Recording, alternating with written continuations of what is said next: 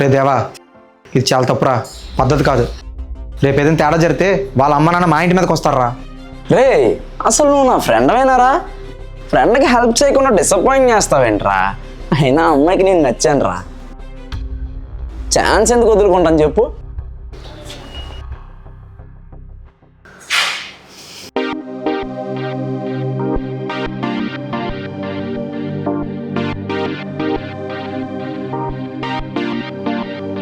రే దేవా, ఇది చాలా తప్పురా. దొబ్బేరా. దేవగడు రాలేదేంటి? ఏమోరా, నిన్నటి నుంచి ఎంత ఫోన్ చేసినా ఫోన్ లిఫ్ట్ చేయట్లేదు వాడు. సరే కానీ కొంచెం వాటర్ తెస్తావేటి? ఒకసారి నీ ఫోన్ ఇవ్వి, నా దాంట్లో బ్యాలెన్స్ అయిపోయింది, కాల్ చేసుకుంటాం.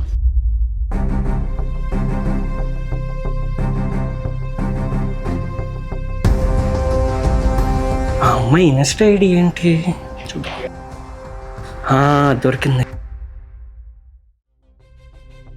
అయినా నేను తను ఎప్పుడు అన్నయ్య అనే పిలుస్తాను, సడన్ గా ఎందుకు ఇలా వస్తావా అని మెసేజ్ చేసాడు, నాకు అర్థం కావడం లేదు.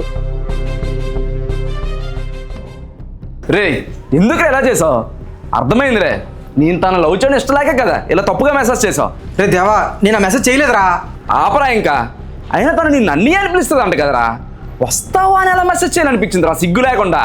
ఛీ రే, ఇది నీకు చెప్పడం మళ్ళీ కానీ ఇది రిపీట్ అయిందా అస్సలు మర్యాద కూడా చెప్తున్నా.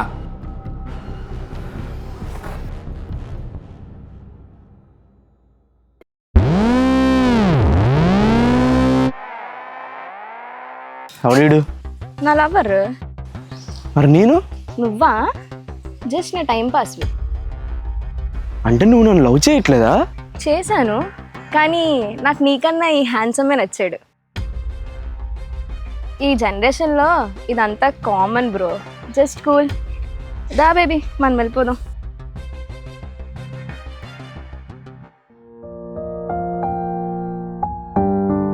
సారీ రా సాయి, అమ్మాయి మాయలో పడి నిన్ను తక్కువ చేసి మాట్లాడాను. రే, ఆ అమ్మాయి ఎలాంటిదో నాకు బాగా తెలుసురా. ఇలాంటి రోజు ఒకటి వస్తుందని కూడా నాకు ముందే తెలుసు. ఇలాంటి వాళ్ళు మన లైఫ్లోకి వస్తుంటారు పోతుంటారా. ఇది మనం ఒక గుణపాఠంలో తీసుకోవాలి. నువ్వు నన్ను చీకొట్టి వెళ్ళిపోయావని నేను కూడా అలానే చేస్తే అది ఫ్రెండ్షిప్ ఎలా అవుతుందిరా? నువ్వు నా ఫ్రెండోరా. 2 రోజుల్లో పరిచయమైన అమ్మాయిల కోసం ఎన్నో ఏళ్ళుగా ఉన్న స్నేహాన్ని వదులుకోకండి.